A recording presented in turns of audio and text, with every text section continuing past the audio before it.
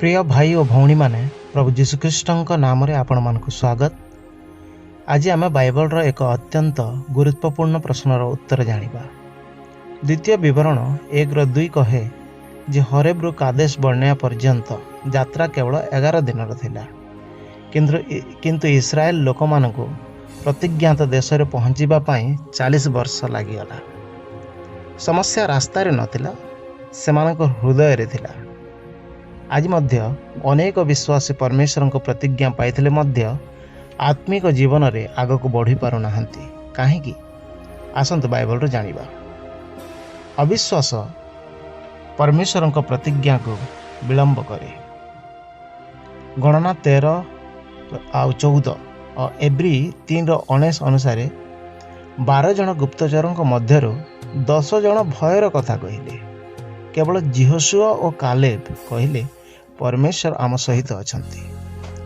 इस्राएल लोक माने परमेश्वर वाक्य ठारू अधिक परिस्थिति को विश्वास कले। आम जीवन मध्य जितेबाला आमे भय को विश्वास करूँ एवं परमेश्वर वाक्य को संदेह करूँ, सेतेबाला आमर आत्मिक अग्रगति अटकी जाए। द्वितीय विषय, अबाध्यता आशीर्वाद पथ को बंद करे।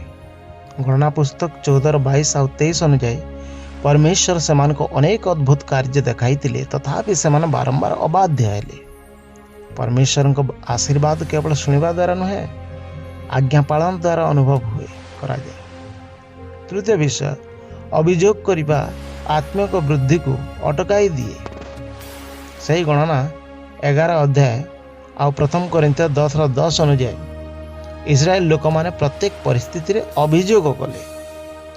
आज आमे मध्य कि छोट छोट कथार अभियोग करूचु ना कि परमेश्वर को धन्यवाद देउचु। मन रखंतु, अभियोग विश्वास को दुर्बल करे, किंतु कृतज्ञता विश्वास को दृढ़ करे।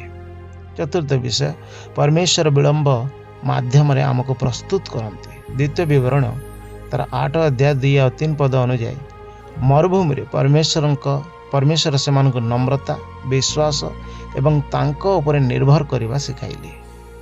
केबे केबे परमेश्वर को विलंब तांकर नाकच करवा नुहे, बरं से आमको तांको कार्य पय प्रस्तुत करुअछंती। जिहोशुआ और कालेब का उदाहरण समस्ते एक परिस्थिति देखिथिले, एक विषय देखिथिले, एक जगह को जाई समस्त विषय अनुसंधान करथिले, किंतु 2 जन परमेश्वर को विश्वास कले। शेष में केवल जिहोशुआ और कालेब प्रतिज्ञात देश में प्रवेश कर पारे। विश्वास सब परमेश्वर को प्रतिज्ञा को धरी रखे। आम जीवन पाई प्रश्न अटे, मु कि परमेश्वर को संपूर्ण विश्वास करुची, मु कि तांको वाक्य को पालन करुची, मु कि अभियोग करुची ना कृतज्ञतार जीवन बिताउची। मोर मरुभूमि समय परमेश्वर मते कौन सिखाऊ अछंती।